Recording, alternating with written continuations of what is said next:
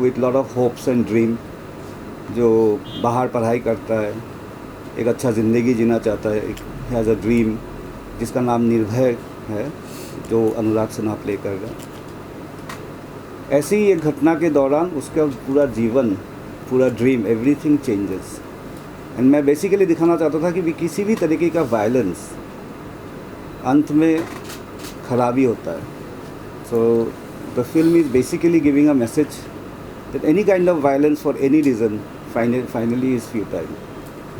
And we hope that ये film देख के सिर्फ मैं इसे ये नहीं बोलूँगा कि इंडिया के लिए, ये फिल्म एक्चुअली पूरे ग्लोबल वर्ल्ड के लिए ही है। बिकॉज ऐसी कोई भी वायलेंट चीज़ें जब होती है, we should know, we should tell those stories, we should remember those bad times so that we never repeat that again. जहाँ तक हम लोग ने ट्रेलर देखा है, सारे किरदार बहुत ज़्यादा इम्पोर्टेंट है। अगर एक एक करके किरदार के बारे में अगर एक्टर्स बता पाए। हाँ, तो मेरे सबसे मेन किरदार अनुराग जी है, अनुराग सिन्हा। तो अनुराग, आप बता सकते हैं आप किरदार के बारे में? Yes, I would also like to talk about the film, like briefly, and then Yes. about my role.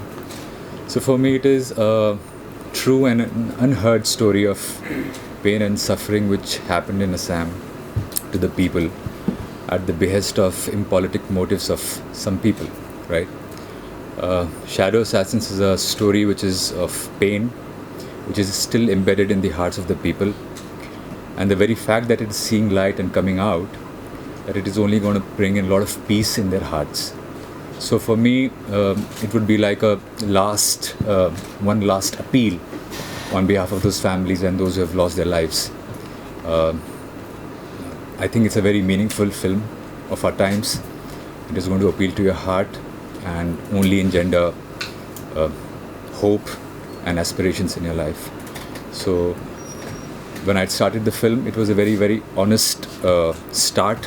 Right from the start, we have, because the story is a true story, so we have made sure that our commitment towards it, the entire team has been very, very honest about it, and I have really enjoyed going through this entire journey, expanding my possibilities as an actor, and understanding the social environment of Assam, the people, trying to mold myself. And I'm sure all of us, all the actors, have molded ourselves into the kind of tribulations that those people must have faced at that time. And I hope that you all are able to relate to it and connect to it. I just want to thank Nilanjanda, who has given all of us that space and freedom to express ourselves the way we want.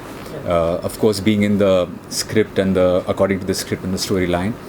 And that shows that he's a very seasoned and a very sensitive filmmaker who has got complete command over what he does, and that is why he allows his actors and the entire technical team to express their creative capacity at ease, and that will be seen in the film when you will see the film.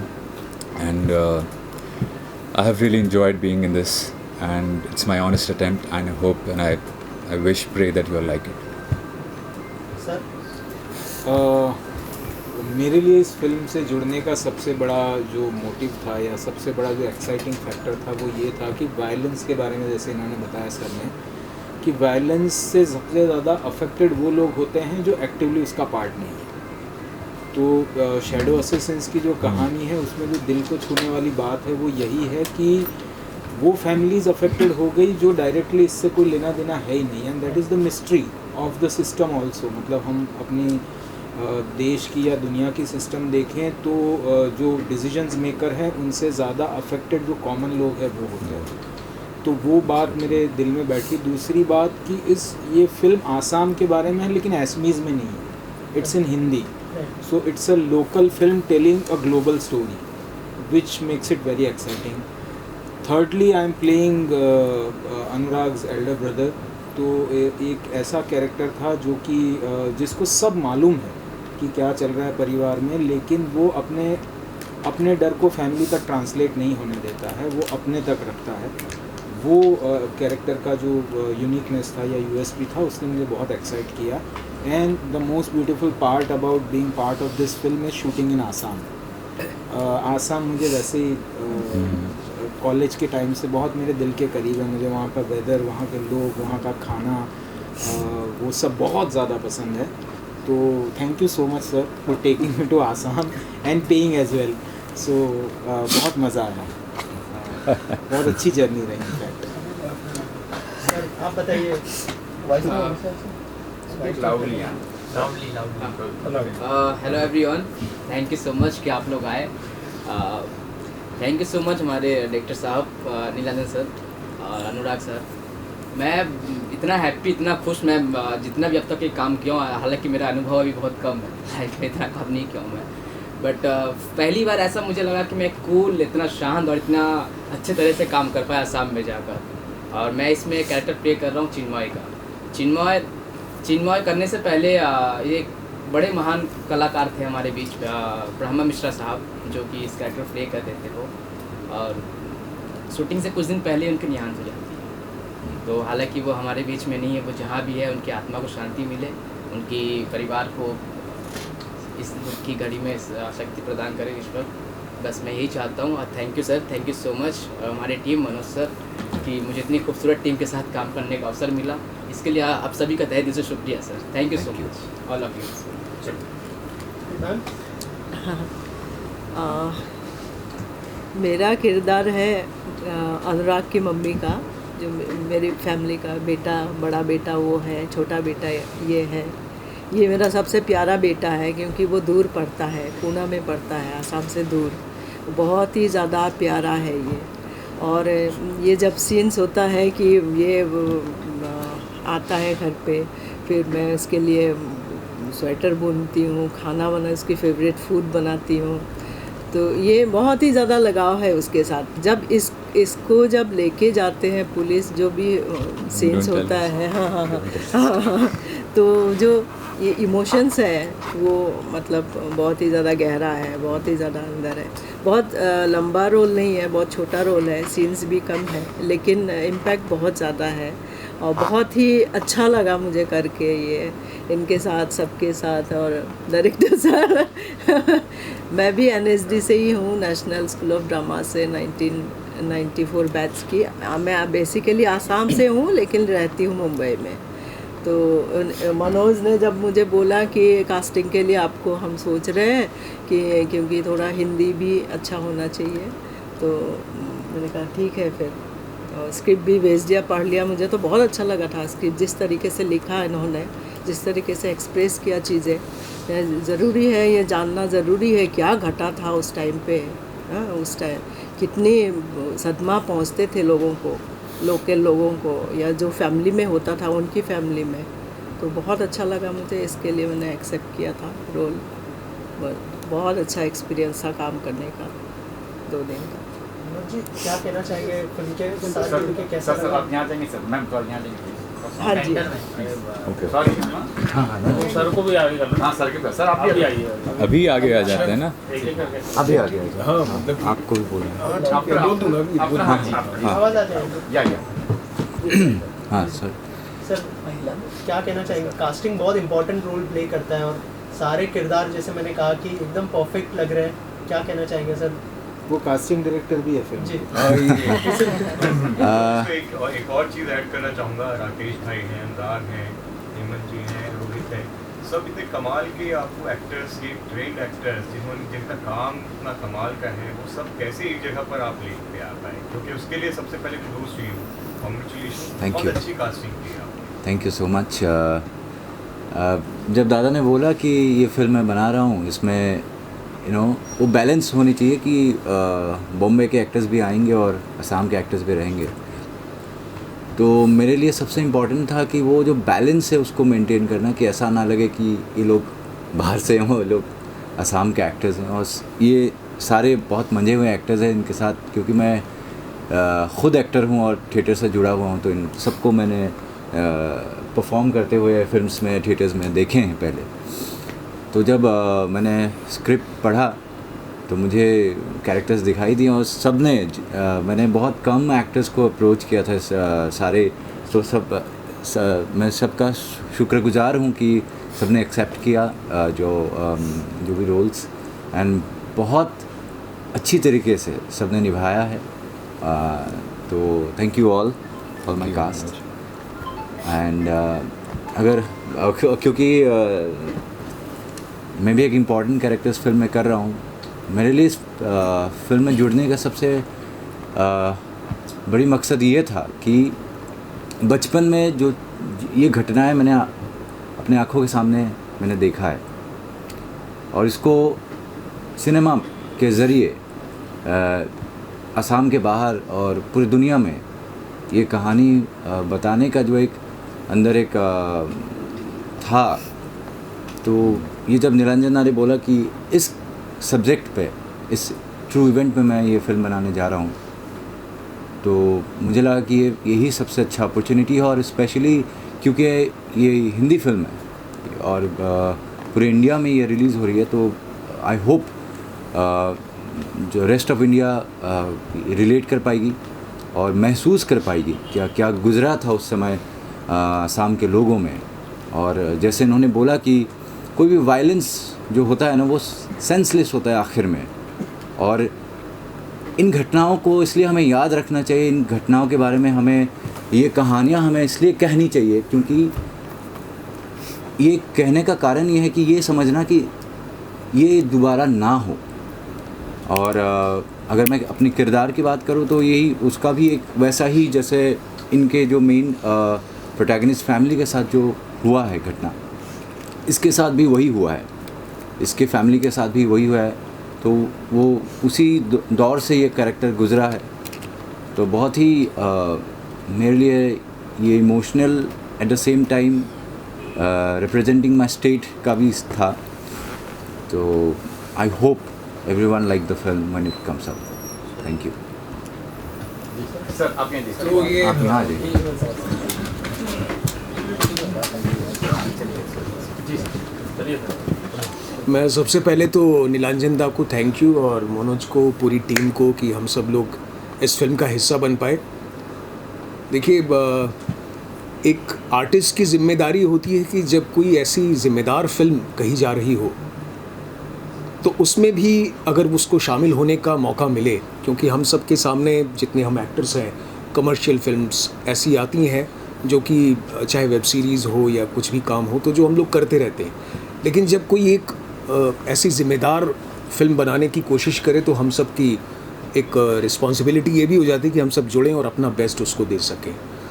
तो जब ये script Manoj ने भेजी थी तो मुझे पढ़ते ही समझ में आ गया था कि ये एक ऐसा सिनेमा बनने जा रहा है जिसका मुझे हिस्सा बनना बहुत ज़रूरी है। और वो बहुत ही इमीडिएट चीज़ें हुई दोनों तरफ से, और ये फिल्म मेरे खाते में आई, जिसके लिए मैं बहुत खुश हूँ। और जो किरदार की बात है तो देख रहे हैं कि भाई हैं, माँ है, बेटा है, दोस्त है, तो मैं इसमें एक सिस्टम हूँ, एक ऐसा सिस्टम जहाँ से बहुत सारी चीज़ें ऑपरेट होती हैं। उस सिस्टम का फेस हूँ मैं, जिसको फेस इस फैमिली को करना होता है। और जब किसी एक पावरफुल जगह से कोई सिस्टम ऑपरेट हो रहा होता है तो वो सिस्टम ना चाहते हुए भी किस तरीके से काम करता है, वो इस फिल्म में दिखाया गया है। कि उनके हाथ में, हमारे सिस्टम के हाथ में कुछ होता नहीं है, हर एक का एक चेन्स बनी हुई है जहाँ से वो जा कर के ऑपरेट होता है और वो चीज़ें टैकल की जाती हैं। तो बाकी ज़्यादा ना बताते हुए यही है मेरे किरदार के बारे में, ताकि आप जब फिल्म देखें तो आपको वो सरप्राइज़ मिले और साथ ही साथ वो सरप्राइजिंग शॉक मिले जो आपको सोचने के लिए मजबूर करे, जिस वजह से दादा ने ये फिल्म बनाने की सोची। तो यही बात मैं कहना चाहूँगा and thank you so much कि मैं इस फिल्म का हिस्सा बन सका। रंजन दा, आपसे जानना चाहूँगा, जैसे कि हम देख सकते हैं कि अनहर्ड स्टोरी है, तो इसके लिए क्या क्या रिसर्च करनी पड़ी, और आई एम श्योर बहुत सारी चीज़ें इंटरनेट पर नहीं होगी, तो अगर आपकी रिसर्च के बारे में बताएं इस फिल्म को लेकर सर। एक चीज़ और जोड़ेंगे उसमें कि क्या आपको लगता है कि अब गवर्नमेंट आने से लिवरेज मिला आपको इस तरह की फिल्म बनाने में आसाम में? असम में गवर्नमेंट, जिस तरह की गवर्नमेंट फॉर्म हुई है, हेमंत बिश्वा शर्मा वहाँ चीफ मिनिस्टर बने, इसके पहले बहुत सी सरकारें आई, लेकिन इस तरह का लीवरेज मिल नहीं पाया कि आप इस तरह के सिनेमा को दिखा सकें। अच्छा, ये भी एक पॉइंट है फिल्म इस समय को लाने का?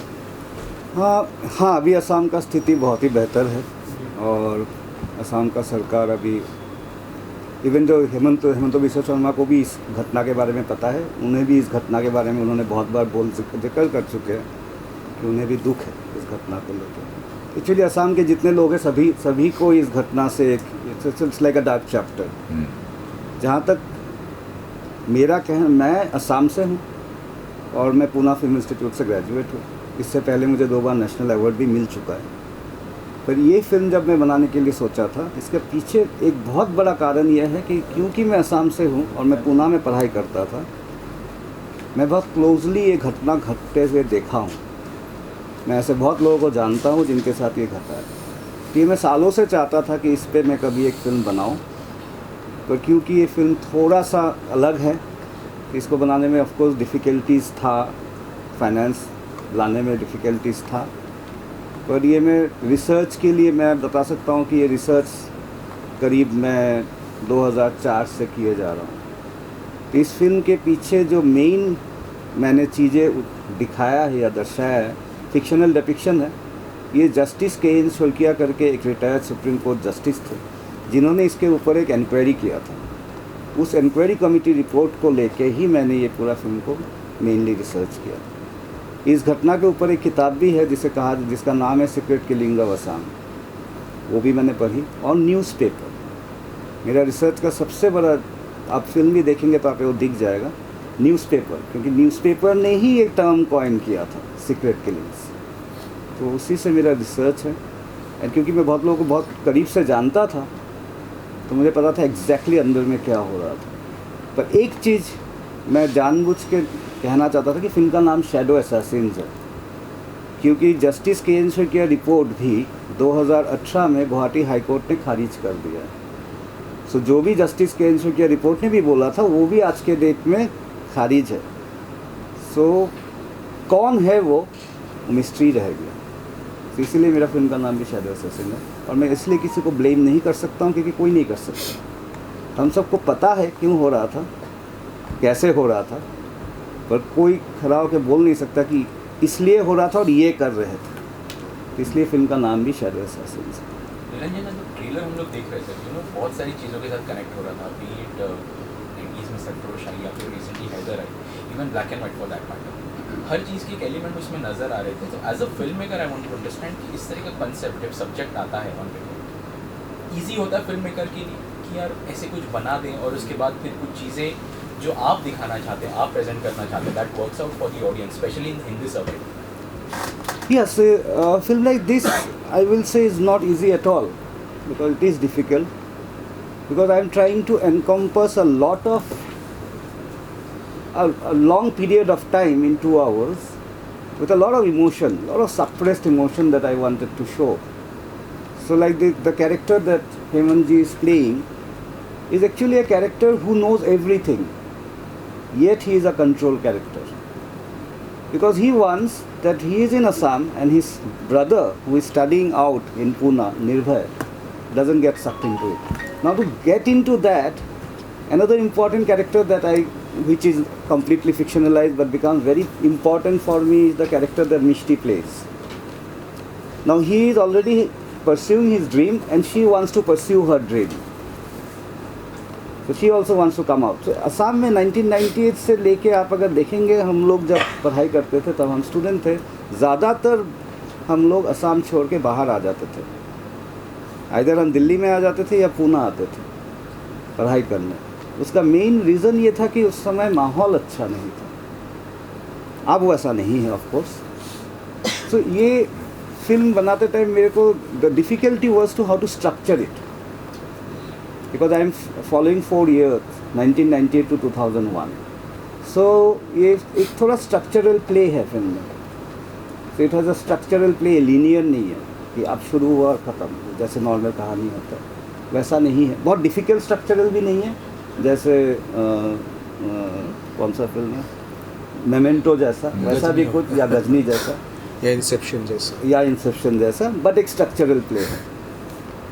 अनुराग भाई, also for you, I mean बहुत कम प्रोजेक्ट्स में हम आपको देखते हैं, बिकम वेरी सिलेक्टिव कि कुछ खास सब्जेक्ट है उसके ऊपर आप वर्कआउट करें, या इसमें भी क्या कुछ आपके तरफ से किस तरह की activities? So I have see, the thing is that if I like the story and if I like my role in the script, then I take it, right? In this film especially, I am very much moved by the honesty of the script, of our director, and I absolutely relate to the kind of journey these people must have had at that time. So there is a journey of Nirbhaya, transformation of a young man to a rebellion, right? And how his life is affected, how his family is affected, how how is he interacting with different elements of the society. So all of that is, for me as an actor, is a point where I can really bring on my work into the film, and this gives me an opportunity to be a part of it. And it is a true story, and I relate it from my heart, and I would do anything to be a part of a cinema like this. As I said, it's a meaningful film. It's an important film of our times now. Not that I have got no any less love for masala entertainers, but this makes sense. People of this country should watch it and should know about it. And as I said, that the very fact that it is coming out, it will bring in a lot of peace in the hearts of people. That there was something that has happened in our lives and nobody spoke about it. The entire country does not know about it. Now through this film, at least people know about it, that what has happened, and that is one of the reasons which moves me as an actor and makes it more very profoundly intriguing for me to be a part of it. नंदन जी, आपसे सवाल है director साहब, film को किस तरह से आप आगे लेकर जा रहे हैं, और स्पेशली आसाम में क्या इसे टेक्स्ट करने की भी कुछ सोच रहे हैं आप, या फिर लोकल लैंग्वेज में भी एकदम रिलीज़ करने के लिए भी सबटाइटल के साथ सोच रहे हैं सब कुछ? हाँ, असम का एक बहुत बड़ी एडवांटेज ये है कि असम के लोग हिंदी फिल्में देखते हैं जी।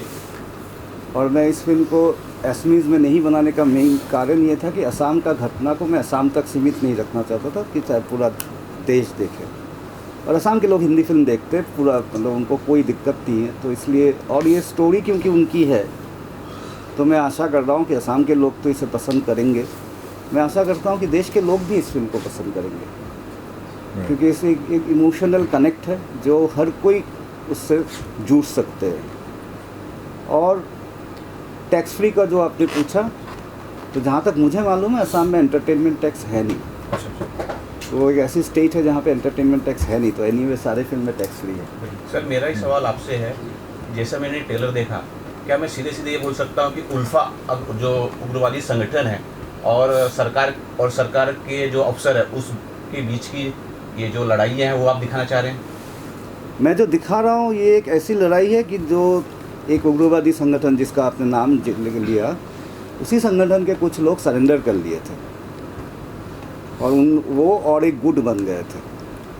इन दो गुटों की लड़ाई थी, जहाँ पे कहीं कहीं पे सिस्टम भी थोड़ा बहुत इन्वॉल्व है, और मैं वही दर्शा रहा हूँ, क्योंकि फाइनली मैं नहीं बता सकता कि किसने किया। And you must watch the film for that. Yes. I will say, wait and watch the film. Hemant जी, आपसे एक सवाल है कि आपको लगता है अभी हाल में एक फिल्म आई थी कश्मीर फाइल्स और इस फिल्म को, ये भी उसी तरह का सिनेमा है, तो क्या आप कनेक्शन पाते हैं दोनों फिल्मों के? यार मुझे देखो, कश्मीर फाइल्स ना एक it was talking about atrocities on one community, one kind of people. यहाँ पे वो it is not about community, it is about ordinary people जिनकी फैमिली के लोग इन्वॉल्व थे rather in some activities which are violent. तो दोनों फिल्मों के बीच में मुझे तो नहीं लगता है कि कोई कनेक्ट है। एक ही कनेक्ट है कि एट्रोसिटीज़ उनके ऊपर हो रही है जो कि पार्ट नहीं है उस वायलेंस का या वो कॉन्फ्लिक्ट ग्रुप्स का। तो ये एक मात्र कनेक्ट है, बाकी और कश्मीर फाइल्स का और इस फिल्म के सब्जेक्ट पॉइंट ऑफ व्यू से कोई मुझे कनेक्ट दिखाई नहीं। आपका क्या थॉट प्रोसेस था जब ये फिल्म आपके पास आई? मैंने जैसे पहले बताया, ये फिल्म जब मेरे पास आई तो सबसे पहले जो बात मुझे जो हमेशा एज एन आर्टिस्ट हमेशा जो एक्साइट करती है वो ये करती है कि ये चीज़ दिल को कितना छू रही है। तो मान लीजिए कि मैं गुजराती परिवार से हूँ, मेरी फैमिली का कोई बंदा पास्ट में कहीं पे इन्वॉल्व था और मेरी फैमिली को आकर मार दिया जाए, तो अगर ये कहानी मैं सुनूंगा या कोई और सुनेगा तो उसको कितना दर्द होगा। यही दर्द मुझे स्क्रिप्ट पढ़ते हुए समझ में आया कि निर्भय हो गया या उसका भाई हो गया या माँ हो गई, उनका तो इन घटनाओं से कोई लेना देना है ही नहीं, except that they belong to Assam. उसके अलावा वो एक्टिवली कभी इन्वॉल्व हुए ही नहीं, बल्कि वो तो भाग रहे हैं इससे, और उसमें उनको सक इन कर लिया जाता है, जिसमें फ़ायदा किसी और को ही हो रहा है, या तो सिस्टम को हो रहा है, या टेररिस्ट ऑर्गेनाइजेशंस को हो रहा है, या उन ग्रुप्स को हो रहा है जो वायलेंस के थ्रू अपना मोटिव क्लियर करना चाह रहे हैं। इनका कोई लेना देना नहीं है, और वो सक्ड इन हो जाते हैं, और वो किस तरह से किसी ड्रीम को तोड़ देते हैं। तो मुझे मेरे लिए वो बहुत एक्साइटिंग फैक्टर था। दूसरा, जैसे सर ने बताया कि वो स्ट्रक्चरली स्क्रिप्ट बहुत अच्छी लिखी गई है, तो वो एक्साइट किया। और तीसरी सबसे इम्पॉर्टेंट बात ये है कि जैसे गुजराती एक फिल्म आई थी हिल्लारो, ठीक है, लेकिन गुजराती फिल्म, उस हिल्लारो फिल्म का सब्जेक्ट यूनिवर्सल था। क्या सब्जेक्ट था उसका? कि औरतों को भी एक वेंट आउट चाहिए जहाँ पे आकर वो अपने आप अपनी सीमाओं को तोड़ के आगे निकल जाए। वैसे ही ये भी यूनिवर्सल बात है कि आज जो गाज़ा में हो रहा है, या जो रेफ्यूजीज़ के साथ हो रहा है, वो या कश्मीरी पंडित्स के साथ भी हुआ था, तो वो जो वायलेंस कर रहा है वो मैं नहीं हूँ, जो अफेक्टेड हो रहा है। वो यूनिवर्सल बात इस फिल्म की है कि जो जिनका इस वायलेंस से कोई लेना देना ही नहीं है, वो अफेक्टेड हो जाते हैं और उनकी ज़िंदगी पूरी टर्न अराउंड हो जाती है। That is the thing that grabbed my attention, end of course the honesty. हाँ, एक और चीज़ है कि दिल्ली को ज़्यादा ध्यान नहीं होता था नॉर्थ ईस्ट का। आपको लगता है अब नॉर्थ ईस्ट नेशनल पटल पे आ गया है? बहुत आ गया है, बहुत अच्छी तरह से आ गया है। जैसे अभी मोदी साहब ने नागालैंड में जाके एक एयर स्ट्रिप का वो किया, इनॉग्रेशन किया, और वो एक जगह है ना जो सिर्फ वो कहते हैं कि 27 या 28 किलोमीटर का लैंड चिकन्स नेक, हाँ चिकन्स नेक है, जिससे वो एक्चुअली क्या है कि हम कितनी भी तरीके से ये बात कर ले कि हमारे पॉलिटिकल लीडर्स जिम्मेदार है या सिस्टम जिम्मेदार है, लेकिन एक जियोग्राफिकली भी वो जगह थोड़ी सी कटी हुई थी ही, लेकिन चूंकि अब विस्तार हो रहा है, अब डेवलपमेंट हो रहा है, तो वहाँ भी पहुँच रहे हैं। वैसे देखा जाए तो आप राजस्थान के दूर दराज के इलाके में चले जाओ या गुजरात के दूर दराज के इलाकों में चले जाओ, वहाँ भी डेवलपमेंट अभी तक नहीं पहुँचा है ना। तो उसकी बात ज़्यादा इसलिए होती है क्योंकि वो एक कटा हुआ, जियोग्राफिकली भी कटा हुआ, कल्चरली भी थोड़ा सा पूर्वोत्तर की तरफ का कल्चर है, तो वो मिलने में थोड़ी दिक्कत हो रही थी। लेकिन मुझे याद है मैं 2003 से आसाम जा रहा हूँ, और तब से लेकर अब तक एक बहुत ही ह्यूज चेंज ओवर है जो कि नज़र आ रहा है, और बहुत ही अच्छा है। अगर देश के सारे हिस्से एक साथ मिलकर हम लोग जी पाए तो इससे खूबसूरत देश कौन सा हो सकता है। And art blurs the lines, जब आप इस सिनेमा के ज़रिए भी ये बहुत कम होता है। जैसे ये फिल्म हिंदी में बनी है तो असम को लोग जान पाएंगे और ज़्यादा जान पाएंगे। सो सिनेमा ऑल्सो हेल्प्स। आखिर में राकेश भाई, अनुराग, हेमंत जी, रोहित, सबसे आपसे एक सवाल है, आप लोग कॉमर्शियल फिल्म्स का हिस्सा रहे हैं और ऐसे सिनेमा का, कंटेंट ड्रिवन सिनेमा का भी हिस्सा है।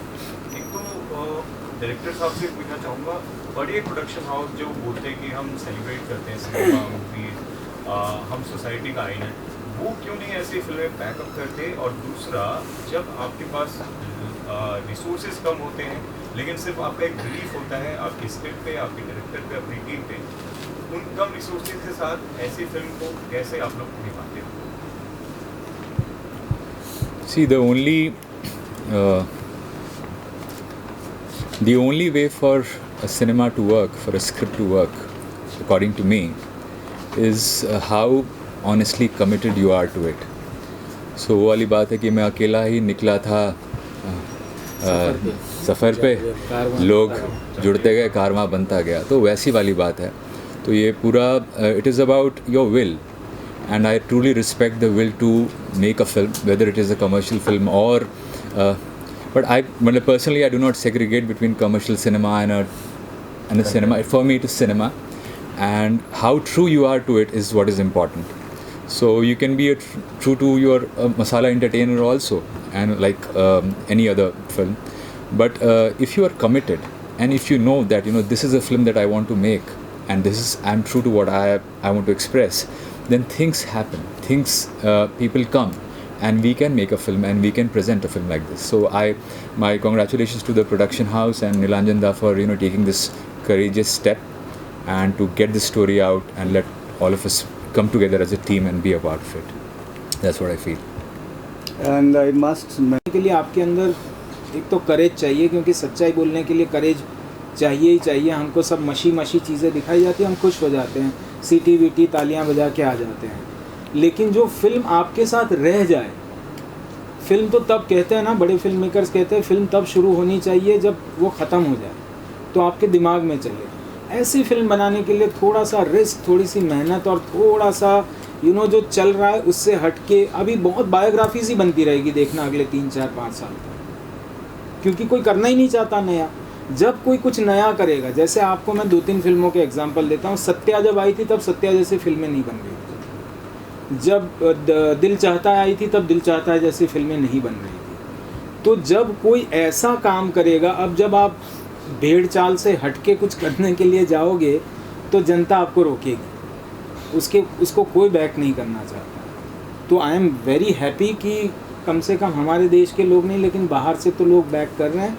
और मुझे ऐसा लगता है कि आज का समय ऐसा आ चुका है जहां आदमी अपनी पूरी ब्रेवरी के साथ अपने ऊपर भरोसा करते हुए जो कहानी सुनाना चाहेगा, अगर उसमें दम है, वो दिल को छुएगी, तो वो कहानी लोगों तक पहुंचेगी किसी भी तरीके से। जैसे अपने पास ये इतना बड़ा जमतारा का एग्जाम्पल है, कौन था उसमें, कोई नहीं जानता था, लेकिन क्या काम कर गया। जैसे स्कैम में हमको कौन जानता था, and it worked because that story was told from heart. So मुझे लगता है कि एक सायराट एक बहुत बड़ा एग्जाम्पल मैं बार बार कोट करता हूँ कि एक छोटे बजट में बनी हुई फिल्म कितना बड़ा कमर्शियल रिटर्न देकर गई। तो मुझे लगता है वो जब रास्ता चुनना चाहेगा तो इंडस्ट्री उसको बैक नहीं करेगी, लेकिन अगर आदमी टिका रहेगा तो हो तो जाएगा। हेमंत जी, लास्टली जाते आपका, हंसल जी का और प्रतीक का कभी डिस्कशन होता था जब शुरू किया था कि इतनी बड़ी सक्सेस मिली, कोई ऐसा वाकया जो शेयर करना चाहिए? यार, जब स्कैम हम शूट कर रहे थे ना, ये सवाल मुझे कई बार पूछा गया है। और ये जब हमने पहली बार स्क्रिप्ट पढ़ी थी ना, तो हम जब भी किसी भी सेंसिबल एक्टर के पास, क्रिएटर के पास स्क्रिप्ट आती है ना, तो वो पढ़ के ही उसको समझ में आ जाता है कि ये कैसा है। तो जब स्क्रिप्ट पढ़ी थी तब लग रहा था बहुत ईमानदार है और कुछ अच्छा कर रहा है, बस इतना ही पता था। बाकी हम सब डरे हुए थे, क्योंकि एक तो अगर आपको स्कैम ध्यान से देखो तो थोड़ा डॉक्यूमेंट्री स्टाइल है, मेकिंग ऑफ द स्कैम, और शूट भी वैसे हो रहा था।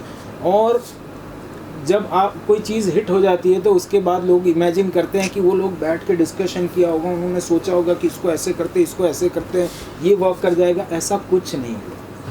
हमको हंसल मेहता बोलते थे ये रहा सेट, जाओ परफॉर्म करो, हम करते थे, वो कैमरा लगाते, शूट करते थे, वैसे किया है। लेकिन सारे department, camera, lights, music, costumes, everybody was working with their all heart, क्योंकि सबको चाहिए था कि कुछ, जैसे हंसल सर 30 साल 35 साल से लगे हुए हैं, प्रतीक 15 साल से, मैं 15 साल से, श्रेया इतने सालों से, राइटर्स जो है वो कितने सालों से। तो शायद सब ये चाहते थे कि हमारा कोई एक ऐसी चीज़ आ जाए जिसको दुनिया याद रखे। वो शायद सबके दिल में वो थॉट था, इसलिए वो वर्क कर गया। बाकी कभी हमने नहीं सोचा था कि ऐसा हो जाएगा।